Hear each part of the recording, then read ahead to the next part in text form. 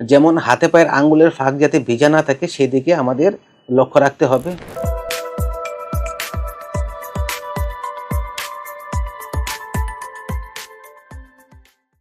আসসালামু আলাইকুম।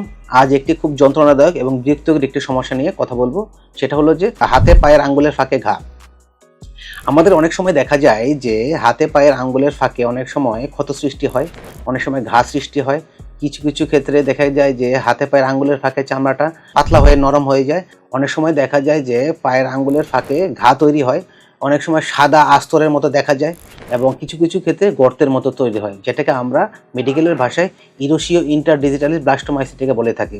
এটি এক ধরনের মিক্সড ইনফেকশনের কারণে হয়। সাধারণত দেখা যায় যে যাদের হাতে পায়ের আঙ্গুলের ফাঁকের মধ্যে পানি জমা থাকে, তখন সেখানে পানি জমা থাকার কারণে দেখা যায় যে হাতে পায়ের আঙ্গুলের ফাঁকে চামড়াটা একটু নরম হয়ে যায়। সেখানে এক ধরনের ফাঙ্গাস গ্রো করে, যেটাকে আমরা ক্যান্ডিডা বলে থাকি। এই ক্যান্ডিডা ইনফেকশনের জন্য দেখা যায় যে সেখানে চুলকানি হয়, অনেকাংশে যখন ঘা হয় সেখানে সেকেন্ডারি ব্যাকটেরিয়াল কন্টামিনেশনও চলে আসতে পারে। তো এর থেকে পরিত্রাণের জন্য আমাদের কিছু নিয়ম মেনে চলা উচিত। যেমন হাতে পায়ের আঙ্গুলের ফাঁক যাতে ভিজা না থাকে সেদিকে আমাদের লক্ষ্য রাখতে হবে।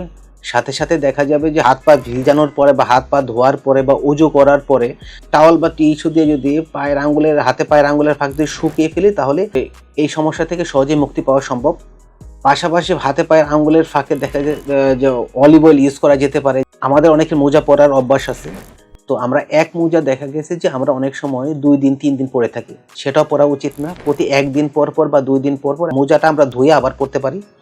এবং মোজা পরার আগে পায়ের মধ্যে আমরা পাউডার ইউজ করতে পারি বা অলিভ অয়েল ইউজ করতে পারি।